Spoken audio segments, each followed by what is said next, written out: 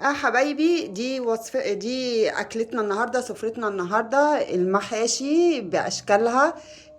ورق عنب وبتنجان وكوسه وفلفل نوعين، وادي الرز بالشعريه الجميل بتاعنا، وادي الملوخيه الخضراء الحلوه بتاعتنا، وادي الفراخ الكنتاكي او اللي هي زي الكنتاكي بس معموله في البيت بالطريقه بتاعت نوجا. ازيكم حبايبي؟ عاملين ايه؟ يا رب دايما تكونوا بخير. هنعمل دبابيس الفراخ اللي هي زي الكنتاكي بالظبط، وهنعمل محاشي. معانا هنا الدبابيس. انا حطاها بتفك.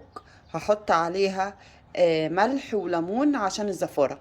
ما بحطش خل يا جماعة، ملح وليمون بس. ملح بس يا حبايب قلبي. هنعمل دلوقتي خلطة المحشي، مع اني انا عملتها معاكم كذا مرة، بس هعملها معاكم تاني. انا عندي عاملة خلطة محشي في الفريزر اهي، بس انا بحب احط عليها بصل طازة يعني. فاحنا هنعمل شوية بصل طازة كده. اول حاجة بحطها في الخلاط هي الطماطم، عشان البصل انا مش عايزاه مطحون قوي. طبعا مش هحط طماطم كتير لان انا عاملة خلطة محشي اساسا. احط فلفل، معايا توم اهو، وهحط البصل. انا خلصت الخلطه اهي، بصوا اهي كده. ما فيهاش طماطم كتير عشان انا عندي هنا طماطم اهي، فاحطها اهي يا جماعه الطماطم اهي. هحط الخليط هنا كله على الخلطه دي اللي احنا عاملينها.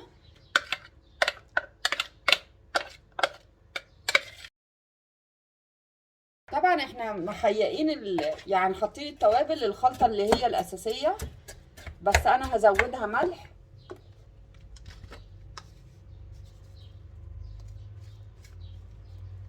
شويه فلفل اسود،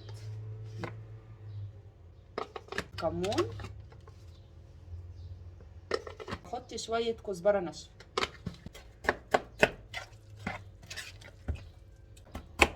الخلطة الأساسية اللي أنا عاملاها يا جماعة هي بصل وتوم وماجي وطماطم، وسبتها تتسبك شوية، ورحت ايه لما بردت شلتها في الفريزر. بقت حمرا ازاي.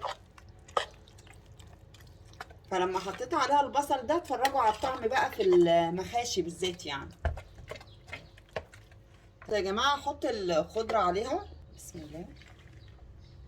ليه حطيت الخضرة الأول قبل الرز؟ لأن أنا هشيل منها عشان أنا مش هستخدم دي كلها.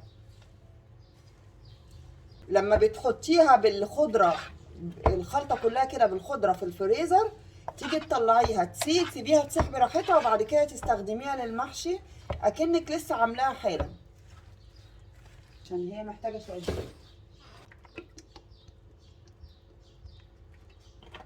طبعا يفضل الايد في الوضع ده، بس انا بعملها بالمعلقه يعني، بس كده كده نحط ايدينا. بس يا حبايبي انا غسلت الرز اهو اهو. احط عليه بقى ايه الخلطه اللي انا هحتاجها. بس حاطه خضره كتير يا نوجه، بنحب الخضره كتير في المحشي. وادي خلطة المحشي جهزت معانا اهي. هنبتدي بقى ايه حبايبي. انا مقورة فلفل وبتنجان وكوسة وبتنجان اسود اهو، وسلقة شوية ورق عنب. هنعمل لخبطيطة كده من المحشي، استنوني بقى حبايبي. الخلطة اللي فاضت بقى دي مني اهو، جبت كيس وهحطها فيه وهحطها في الفريزر. بسم الله الرحمن الرحيم. يبقى الواحد جاي تعبان كده يقول ايه بقى، ايه هنجيب بس كرنبايه ونحشيها، نحط الرز عليها وخلاص. آه، صدقوا يا جماعه كل ده بصور والرينج لايت مطفي. يلا الحمد لله. اهي الصلصه يا جماعه اللي احنا شلناها اهي، بصوا شكلها. دي يا دوب بس نغسل الرز ونحطها عليها، ولو عايزه تزودي شويه ملح صغيرين تزودي. فاحنا كده خلاص كده. انا هقول لكم بقى الحاجه اللي احنا عملناها دي. خلطه المحشي في النور كده اهي. هنعمل بقى دلوقتي، هنعلق على حله عشان نسلق فيها دبابيس الفراخ اللي هنعملها زي كنتاكي. نسيت اقول لكم هنعمل شويه ملوخيه. انا بجيب كيس الملوخيه بقص 2 كده، اعمل ايه طبق بس على القد. ومعايا مكعبين ماجي. هتحطي ماجي ليه يا نوجة؟ عشان انا محتاجه الشوربه للمحشي. ماشي. ومعايا شويه حبهان مطحون، نقطه قرفه صغيره، فلفل اسود. مش هحط فلفل اسود كتير. هسيبها تغلي، اكون غسلت الفراخ، وبعد كده هو ايه اللي هي دبابيس الفراخ هنسلقها يا جماعه نص سلقه بس، عشان خاطر انا محتاجاها تكمل سواها في الزيت. الميه غليت، وادي الفراخ معايا انا غسلتها اهي زي الفل. بسم الله، بسم الله الرحمن الرحيم. بس حبايب قلبي انا خلصت اهو الورق العنب، حله كده صغنونه، وعملت تشكيله المحشي. ودلوقتي معانا اللي هي الفراخ كده خلاص اهي، اتسلقت نص سلقه اهي. هبتدي بقى اخليها من الجلد ده عشان ايه اتبلها. طيب معايا بضايه، ده التغليف بتاع دبابيس الفراخ. هنحط بضايه، واحط معاها شويه فلفل اسود، بابريكا، احنا عايزينها سبايسي شويه، هنحط لها نقطه شطه،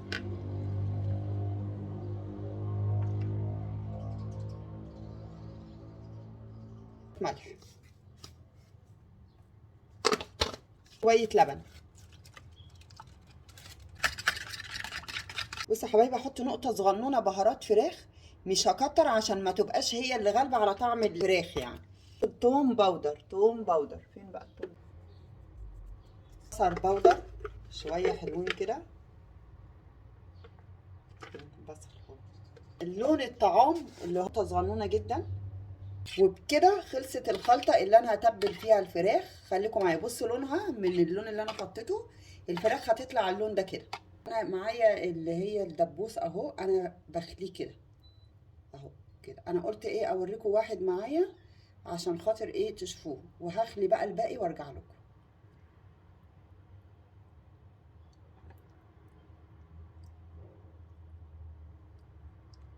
اهو. تمام. الدبابيس اهي كلها. هبتدي بقى احطها في الخليط ده، واسيبها لغايه لما اجي اعملها، واحضر معاكم الكفر الخارجي.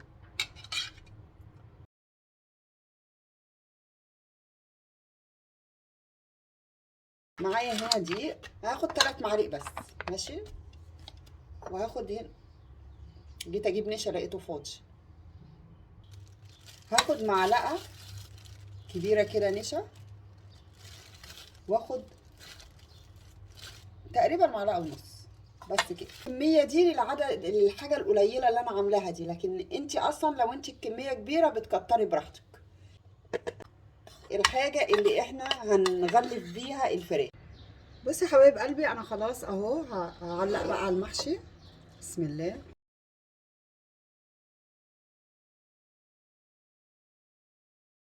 هنعلق عليهم بقى.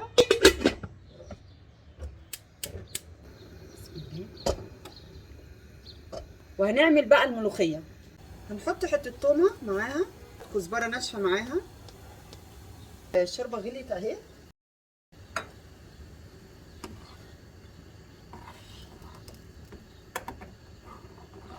شايفين؟ يا سلام على الملوخيه. حطينا معلقه سمنه، وحطينا توم بكزبره ناشفه. طبعا يا جماعه الكل عارف طريقه الملوخيه ما شاء الله يعني. بصوا اصفرت حلوه ازاي كده. فضي بقى على الملوخيه. بسم الله.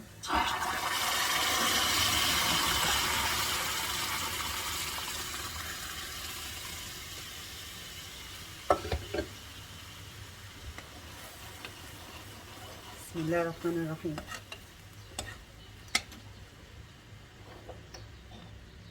ادي الملوخيه الخضراء الجميله بتاعتنا. بسم الله.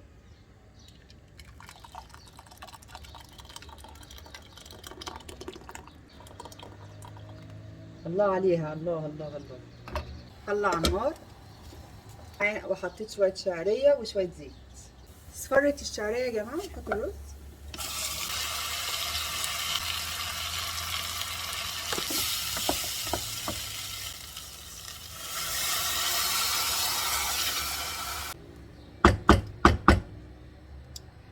هنغطيه بقى ولغايه لما ايه يتشربوا كلهم سوا. زيت على النار عشان نعمل الدبابيس بتاعه الفراخ. هنا اهوت ميه ساقعه، هناخد كده هنا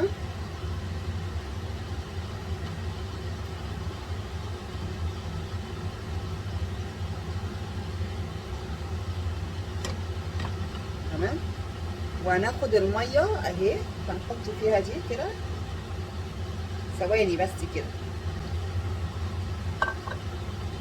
وهنحطها في الفيجيتار في الدقيق تاني. لو انا عايزاها زي اللي هي القرمشه بتاعت كنتاكي مش همسكها بايدي كده اهي كده، الغلاف بتاعها يكون كتير اعملها مره تاني، بس احطها تاني هنا اهو.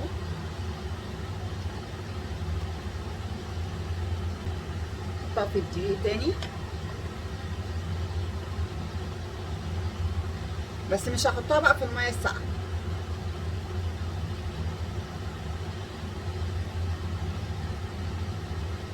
هخلص بقى الكميه كلها واعملها واجي وارجع له. ابتدي نسقطها اهو ونوطي النار خالص بقى.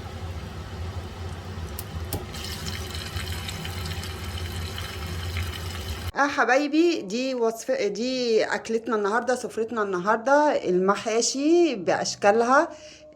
ورق عنب وبتنجان وكوسه وفلفل نوعين، وادي الرز بالشعريه الجميل بتاعنا، وادي الملوخيه الخضراء الحلوه بتاعتنا، وادي الفراخ الكنتاكي او اللي هي زي الكنتاكي بس معموله في البيت بالطريقه بتاعت نوجا.